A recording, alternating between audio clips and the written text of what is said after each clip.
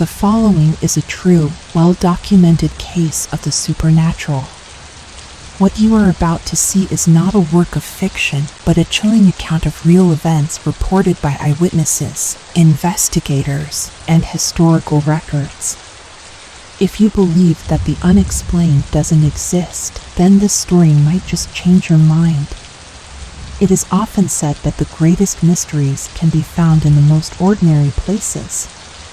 The Carter family haunting is a striking example of this idea. What began as a simple, everyday life in a small southern town soon turned into a series of strange events that would leave neighbors whispering and paranormal experts scratching their heads. This account, based on first-hand witness testimony, investigators' notes, and the family's own journals, shows how the normal and the unexplainable can become woven together. This is not a made-up story or a tale meant just to scare you. Instead, it is a record of real occurrences that happened in the early 2010s in a home that looked much like any other on the block. Yet inside its walls, the Carter family experienced odd sounds, moving objects, and other eerie happenings that they could not explain. To this day, people still talk about their experiences on local ghost tours and at paranormal conventions, pointing to the Carters' old house as a place where the boundaries between the visible and the unseen seem to blur. The Carter home did not stand out in any obvious way. It was a modest, single-family house with light blue paint and a neat front yard. A small porch wrapped around the front, where, on warm evenings, the family would sometimes sit in rocking chairs to watch the sunset. The grass was usually trimmed, and the flower beds, planted by Mrs. Carter, bloomed with bright colors in the springtime. Neighbors recalled that the Carters were friendly and down-to-earth. Mr. Carter worked at a local hardware store and was known for being the kind of person who would come over to fix a broken fence or help with a car problem. Mrs. Carter was often seen at the grocery store, smiling and chatting with other patrons about simple, everyday things. Their children, a teenage daughter and a younger son, went to the local schools, did their homework in the afternoons, and played outside like any other kids. If you had passed by their house in the late afternoon, you might have thought that everything was perfectly normal, and for a long time, that was true. But as is often the case, changes came in small, almost invisible steps. At first, the Carters noticed slight noises in the house late at night. These sounds were soft taps, gentle creaks, and whisper-like murmurs that could have been brushed off as just the wind or the settling of the house's wooden frame. Mrs. Carter, who was a light sleeper, started to mention that she sometimes woke in the early hours to a faint knocking on the walls. Mr. Carter, trying to calm her worries, suggested that older houses often made sounds, especially when the outside temperature shifted. He thought that old pipes and wooden beams could explain everything. Their teenage daughter agreed that the house sometimes sounded like it was breathing, with little groans that seemed to come from behind the walls. But for a while, they all brushed these experiences aside, telling themselves that nothing was truly out of the ordinary. That changed one late evening, when Mrs. Carter was reading in the living room, waiting for Mr. Carter to return from the late shift at the hardware store. The children were already in bed, and the house was quiet. She later wrote in her journal that she felt a sudden chill in the air, even though it was a long night. The lamp beside her flickered, and she heard what sounded like faint footsteps in the hallway. Curious, she got up to see if one of her children had woken up, but when she peeked into their rooms, they were both sound asleep. Returning to the living room, Mrs. Carter noticed the lamp flicker again, and then came the soft knocking, 3 gentle taps, as if someone were lightly tapping the wall. She waited, heart pounding, but the knocks did not repeat. When Mr. Carter came home, she told him what had happened, but he assured her it was probably just old pipes or a small draft making the lamp flicker. Mrs. Carter tried to convince herself that nothing was wrong, yet she could not fully ignore the nervous feeling in her stomach. As the days went on, small incidents kept happening. The teenage daughter claimed that one night, as she finished her homework, she heard a whispered voice say her name. She was certain it was her mom or dad, but when she called out for them, no one answered, and she discovered that both parents were actually in the kitchen, far from her bedroom. Their younger son mentioned once at breakfast that he woke up because he heard someone humming in the hallway, but he thought maybe it was his sister or mother. When he went to see, the hallway was empty and dark.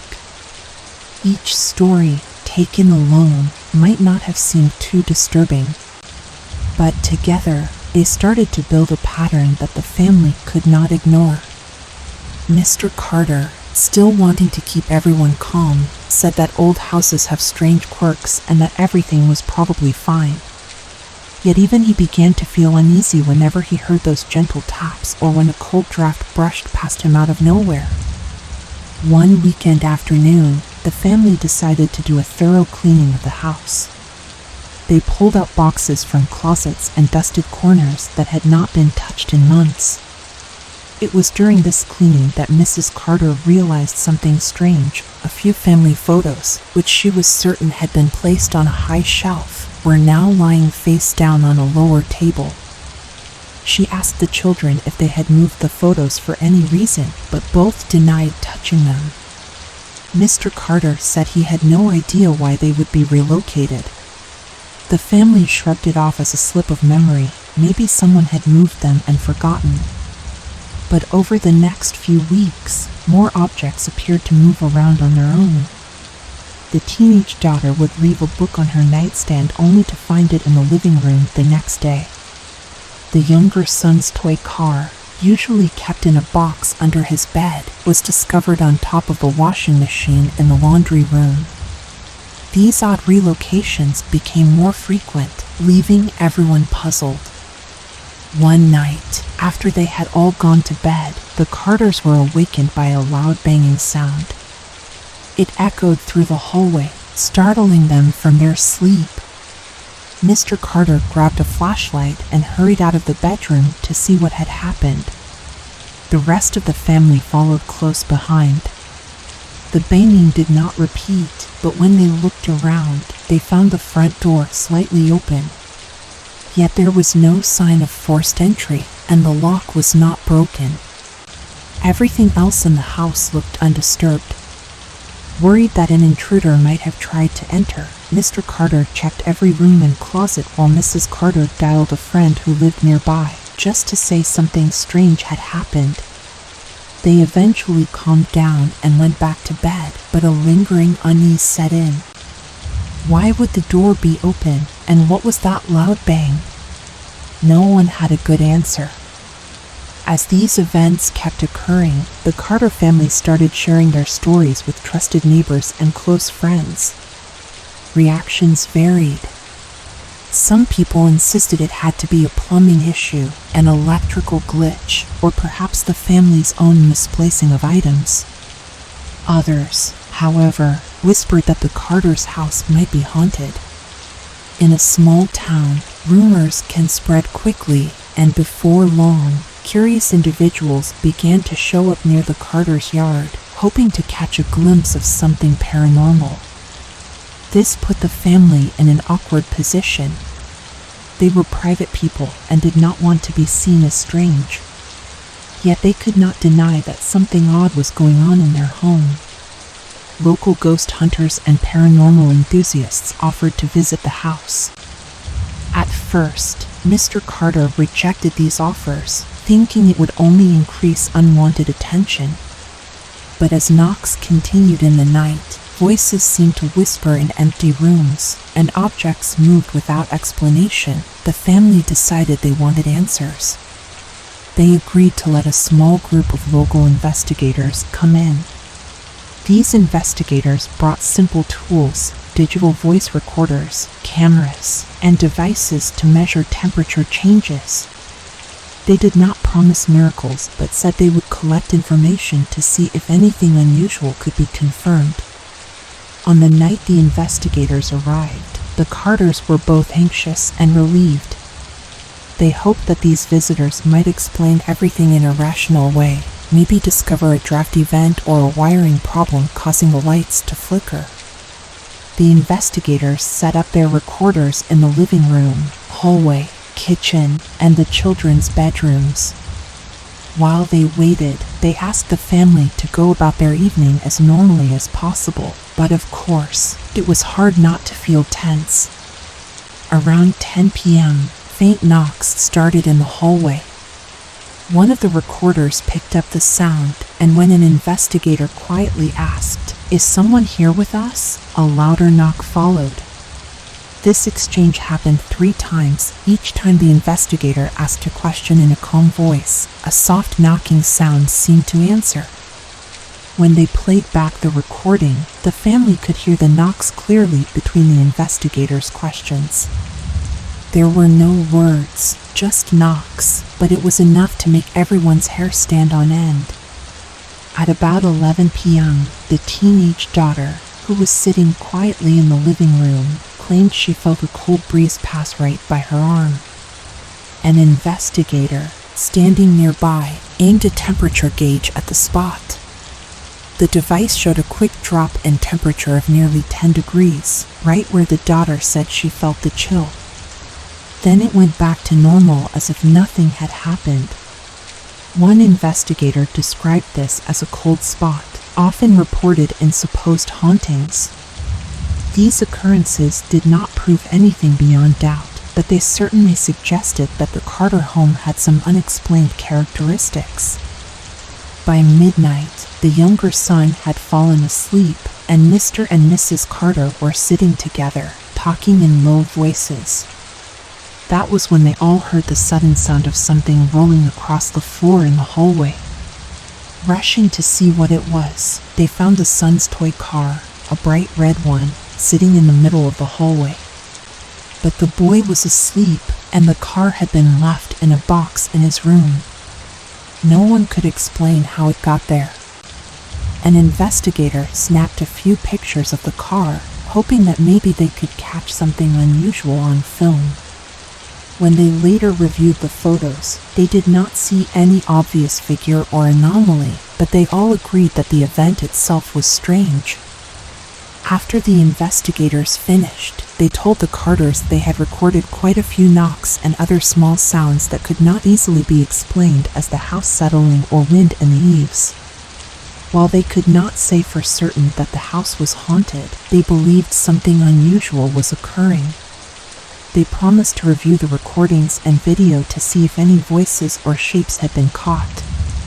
In the days that followed, they sent the Carters a summary. Most audio clips had knocks or faint rustling, and in one clip, the investigators thought they heard a faint whisper in which a word might have been spoken, though it was too unclear to determine.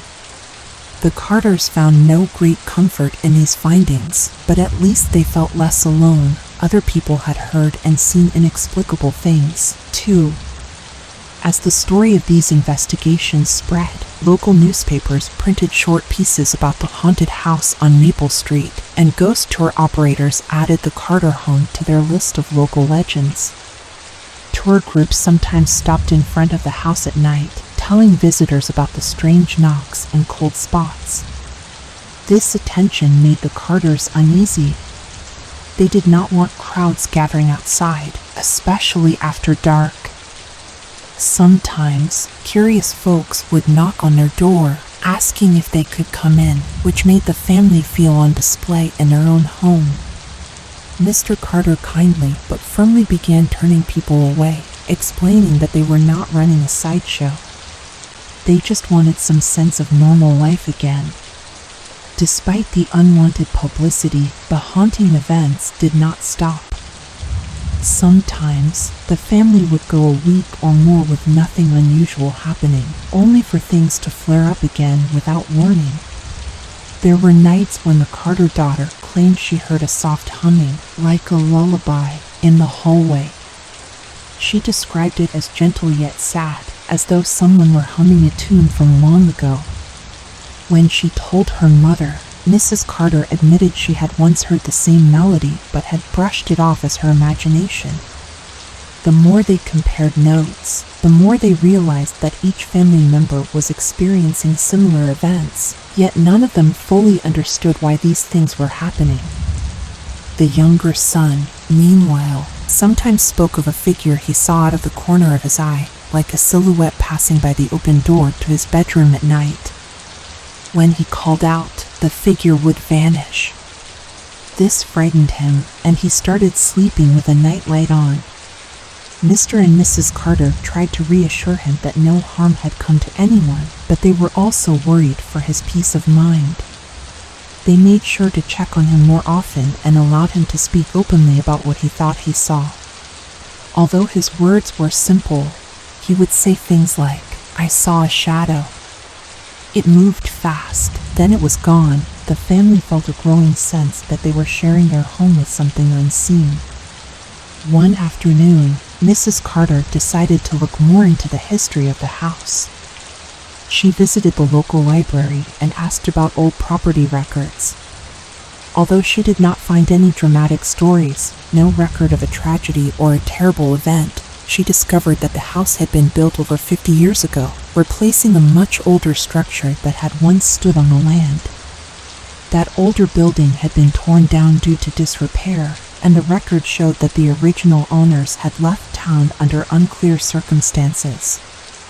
This information, while not conclusive, made Mrs. Carter wonder if the land itself had a history that lingered in some intangible way.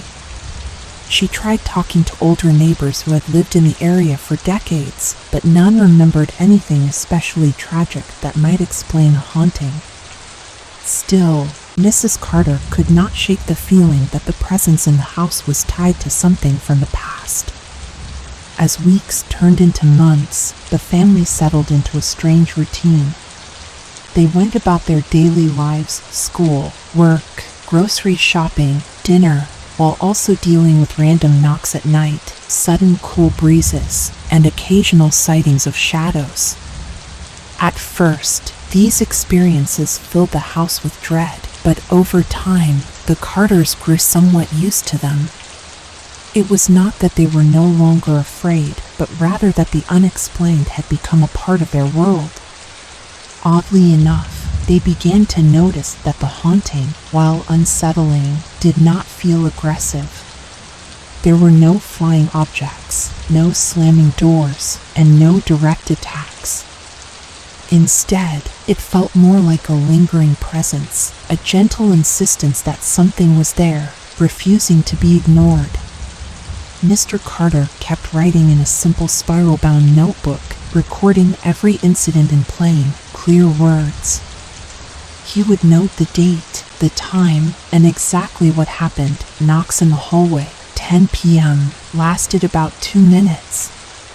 No response when asked who's there. Flickering lamp in living room at the same time.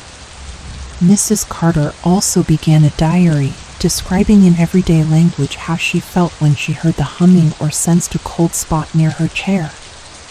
The teenage daughter wrote her own observations on notepads, capturing the sense of sadness she sometimes felt at night, even when nothing specific happened. These separate records slowly built a timeline, painting a picture of a haunting that was persistent yet oddly consistent in its methods. The neighbors, who were once merely curious, started to show kindness and concern. A few, having known Mr. and Mrs. Carter for years, believed that the family would never make up such stories just for attention. They noticed the Carters looked tired, as if sleep was harder to come by. Some offered to stay overnight to see if they could witness anything themselves. However, the Carters politely declined, not wanting to burden anyone else with the odd events or turn their home into a spectacle. Local rumor had it that the Carters were living in a ghost house, but those who knew them best understood it was more complex than that. Around this time, a second team of investigators arrived, invited by the first group's recommendation.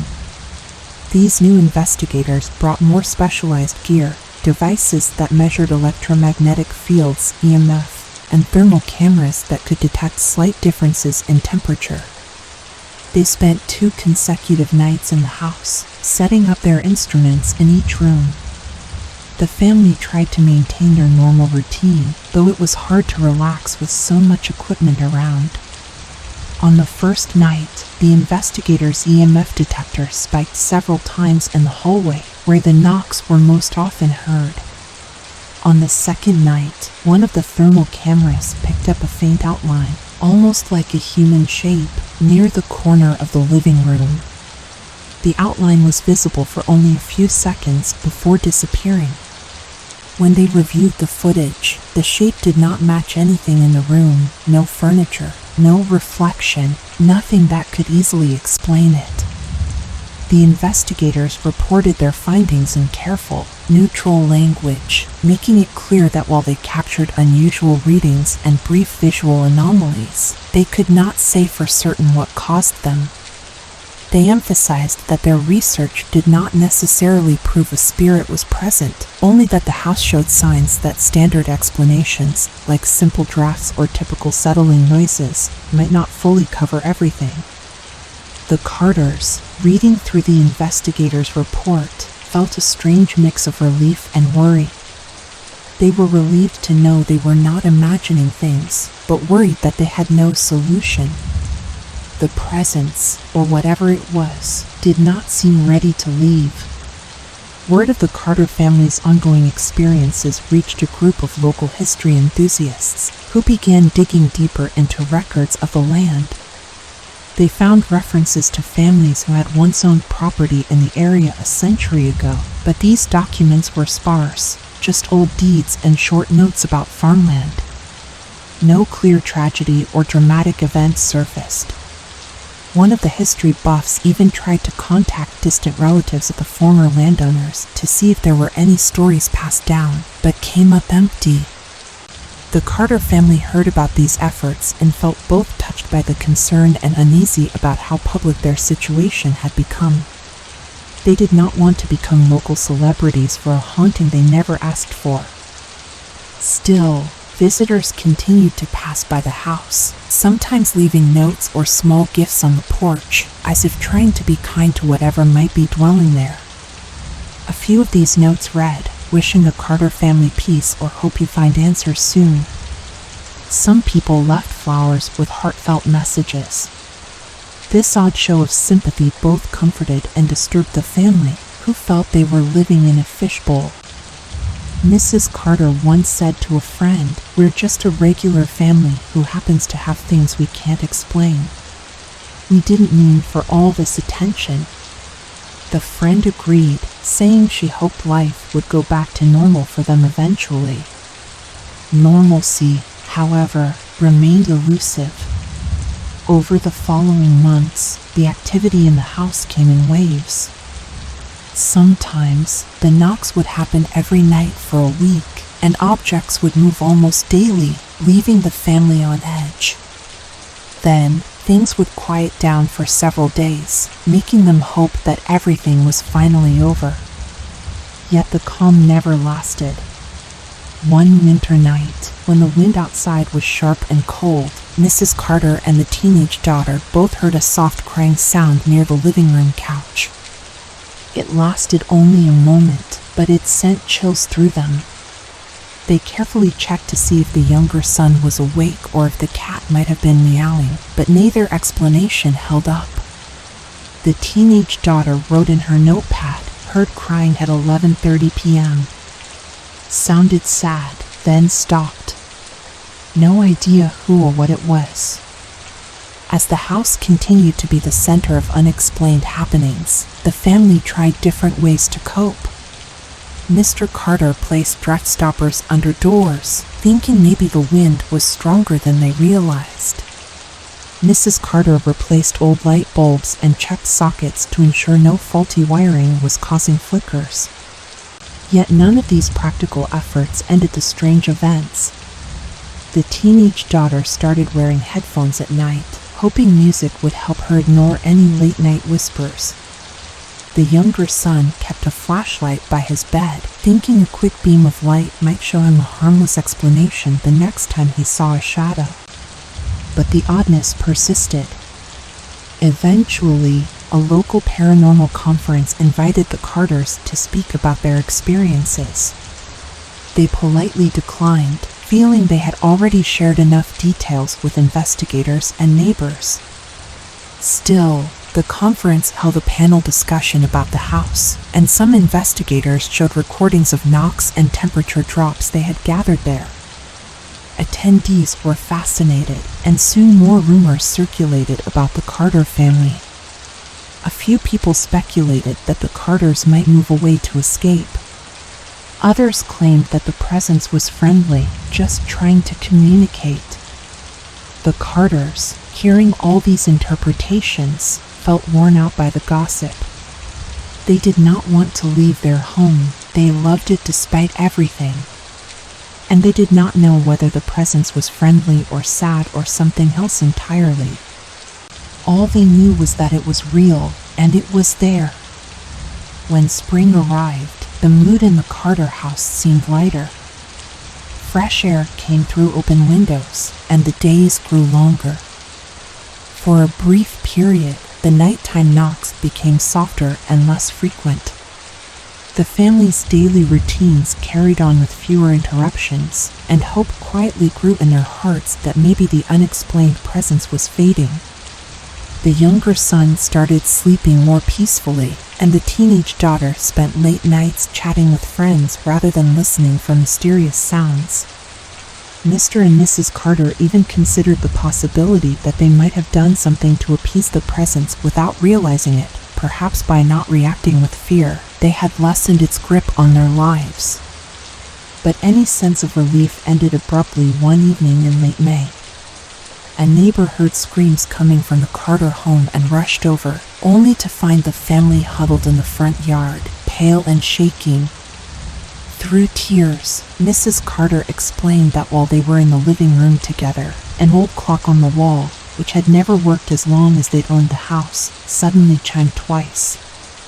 At the same time, every light in the room blinked rapidly, and a loud knock came from inside the wall, sounding like a fist pounding right behind the sofa. The event lasted maybe 10 seconds, but it felt like an eternity to them. The clock, which had been motionless for years, now pointed to a random time, and then just as suddenly went silent again. After that, the lights stabilized, and the knocks stopped. This was the most dramatic event yet. The neighbor did her best to calm them, while others who heard the commotion called out from their porches, wondering if they should call the police or an ambulance. Once they collected themselves, the Carters went back inside, but the experience left them shaken. Mr. Carter wrote in his notebook that night, in a shaky hand, clock chimed, lights flickered, loud banging inside the wall. Lasted maybe 10 seconds. Everyone terrified. Mrs. Carter could barely sleep, and the children were too scared to stay in separate rooms, so the entire family ended up sleeping in the living room with blankets and pillows. They kept the lights on, half expecting more strange events. Yet, the rest of the night stayed quiet. Over breakfast the next morning, they agreed this had been the single scariest occurrence since the haunting began. In the following days, word of the chiming clock and flickering lights spread through the community, adding more fuel to the rumors of a restless spirit in the Carter home. Some locals suggested the family ask a spiritual leader to bless the house, while others said they should sell the property and move away. The Carters were torn. They loved their home and had built so many memories there. They also worried about the practical side. Could they even sell a home that everyone believed was haunted? Besides, they were not convinced that leaving would solve anything. What if the presence followed them, or what if they left behind a mystery unsolved? That summer, a friend of the Carters who had studied psychology offered to help them cope with the stress. She told them that living under constant uncertainty could wear them down, making normal life feel impossible. She suggested simple ways to stay calm, like doing breathing exercises, practicing relaxation before bed, and trying to maintain a sense of normalcy for the children. She did not claim these ideas would stop the haunting, but said they might help the family feel more in control. The Carters tried these techniques, and while they still faced unexplained events, they found they could handle the fear a bit better. The teenage daughter said that just having a plan to calm herself made nighttime knocks a bit less terrifying. A few weeks later, the family experienced another chilling episode, though it was less dramatic than the chiming clock. This time, it involved a strange voice. Mrs. Carter had just finished cleaning the kitchen and was about to turn off the lights when she heard a faint sound. It was not quite a whisper and not quite a hum, but a low moan that seemed to come from the corner of the room. She froze, heart pounding. Then she heard it again. It lasted only a couple of seconds, but it was enough to make her skin crawl. She quickly went to find her husband. When they returned to the kitchen together, the sound was gone. Over the next few nights, the voice did not reappear, yet Mrs. Carter wrote about it in her diary, describing it as one of the most unnerving things she had encountered. Around this time, the teenage daughter asked if she could invite two close friends for a sleepover, hoping that by sharing the space with friends, she might feel less isolated and afraid. Mr. and Mrs. Carter agreed, though they worried her friends might also witness something unsettling. The night went by quietly, with the girls watching movies and chatting. But around midnight, they heard a series of knocks coming from the hallway. The visitors, never having experienced anything like this, froze. The teenage daughter, trying to stay brave, explained that this was what she had been telling them about. The knocks continued for about a minute, then stopped.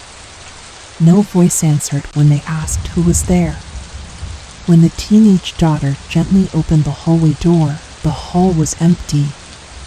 One of her friends left early the next morning, looking pale and promising never to doubt ghost stories again. The other friend stayed but couldn't hide her fear. The teenage daughter wrote afterward in her notepad that sharing the experience made her feel both validated and sad. Validated that others knew she was telling the truth, sad that she was truly stuck with a haunting in her own home. As summer turned to autumn, the presence in the Carter home persisted. Knocks, moving objects, cold spots, and the occasional faint voice kept the family on edge. Yet a sort of routine had emerged. They went to work and school, did chores, watched TV in the evenings, and tried to sleep as well as they could. They might wake up to find a lamp tilted on a table or a door ajar, but they found no direct harm, no broken windows or injuries. It was as though the presence stayed within certain boundaries, seeking attention but not causing physical damage. The Carters started to think of the haunting almost as a lonely voice from the past. Sometimes, Mrs. Carter would speak out loud, saying things like, "We hear you. We don't know what you want, but we know you're here." She didn't know if it helped, but it felt like acknowledging the presence might reduce tension. At this point, a local historian reached out to the Carters, offering to perform a deeper search into the town archives. The Carters agreed, hoping maybe a hidden story would explain why their house seemed to host a restless spirit. After several weeks, the historian returned with bits of information. Records showed that around 80 years earlier, a family had lived on that land, a couple with 2 small children. There were mentions of health issues and financial troubles, but nothing clearly tragic. The family eventually moved away, leaving few records behind. The historian found no references to violent events or anything that would suggest a haunting. While the Carters appreciated the effort, they were left left with more questions than answers. If not a tragedy, then why would a spirit linger? Late one October night, close to Halloween, the house felt unusually still. Mrs. Carter woke around 2 a.m., sensing something was off. She walked quietly through the hallway, checking on each family member. Everyone was asleep in their rooms, and the air felt tense but calm. Then she reached the living room and saw a faint glow near the window. At first, she thought it was just moonlight, but as she looked closer, it seemed more like a soft shape, shifting in the corner. She froze, heart pounding. The shape dissipated quickly. When she turned on a lamp, the room looked normal. She wrote a detailed account of this sighting in her diary, describing the glow as something she could not compare to any usual reflection or light source. This experience rattled her more than she cared to admit. In early November, the haunting took another turn. Mr. Carter noticed that the house felt colder than usual, even with the heat on. When he went down to the basement to check the furnace, he saw something that made him gasp, a single handprint on one of the dusty shelves. The handprint was small, like that of a child.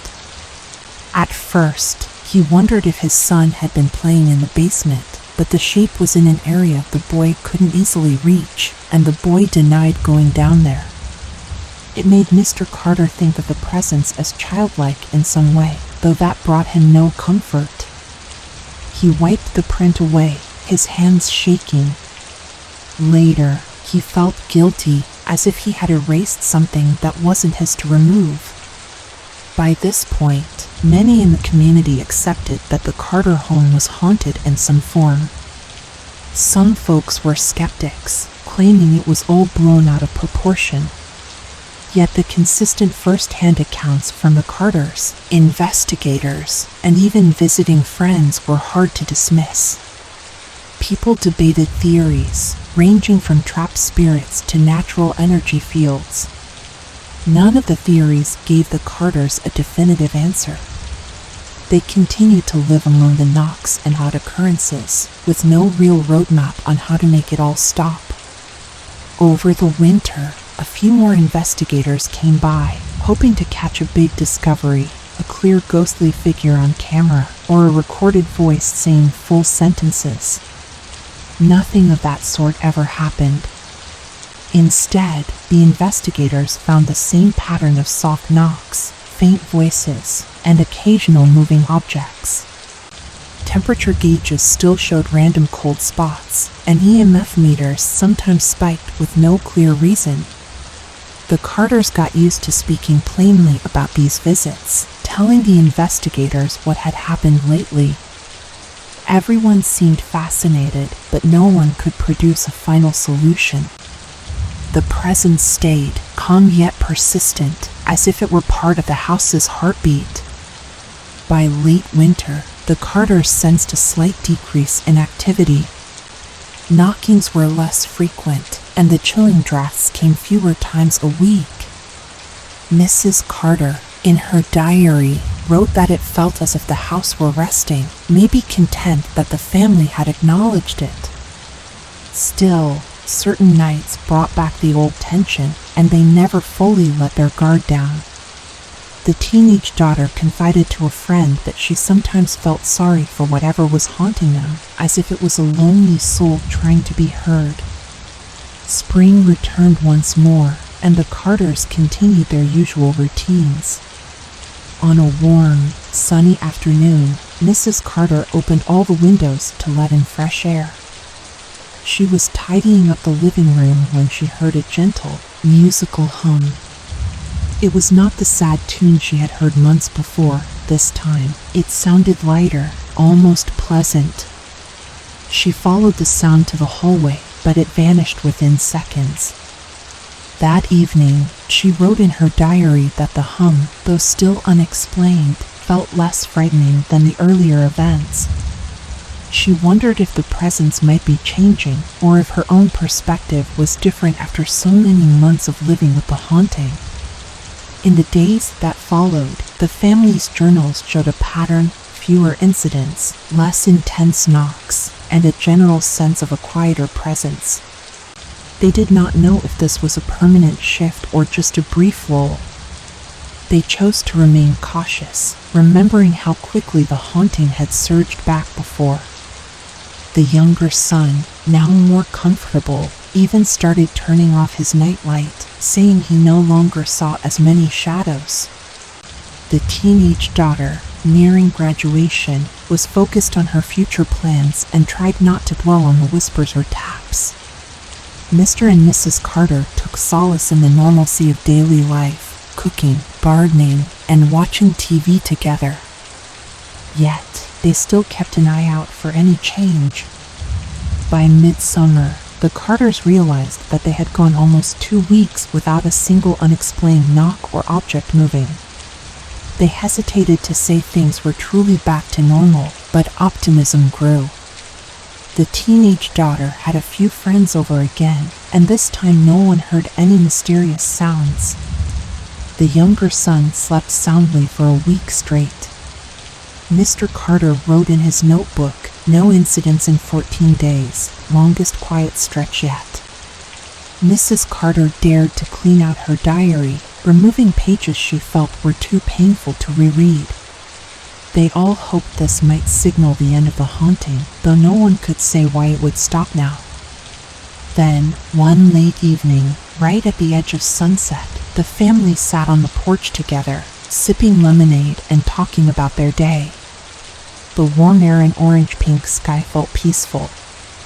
The teenage daughter asked if they thought the house was no longer haunted. Mr. Carter shrugged, saying they might never know for sure, but he was thankful for any peace they could get. Mrs. Carter agreed, adding that she didn't want to lose sight of all the good times they had in this home, haunting or not.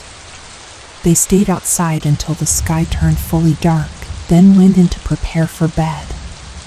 That night remained calm. And so did the next, and the one after that. Weeks turned into a month, and still, nothing happened. The Carters, though still watchful, gradually relaxed. The younger son began to say that he didn't believe in ghosts anymore, and the teenage daughter laughed, remembering how scared everyone had been before. Mr. Carter flipped through his notebook, writing, "It's been a month with no activity. Unsure if it's truly over." Mrs. Carter put away the diaries in a drawer. She kept them in case anything came back, but for now, she wanted to enjoy the quiet. Meanwhile, the neighbors, seeing fewer investigators and hearing fewer stories, moved on to other topics. By the end of that summer, life at the Carter home looked much like it had before the haunting began. There were no flickering lights, no sudden chills, no nightly knocks. The children seemed happier, and Mr. and Mrs. Carter laughed more freely. Occasionally, they would catch each other's eye when a pipe groaned or a door squeaked, but soon realized it was just normal house sounds. They felt an enormous sense of relief, though a small part of them stayed guarded, aware that the haunting had faded in and out before.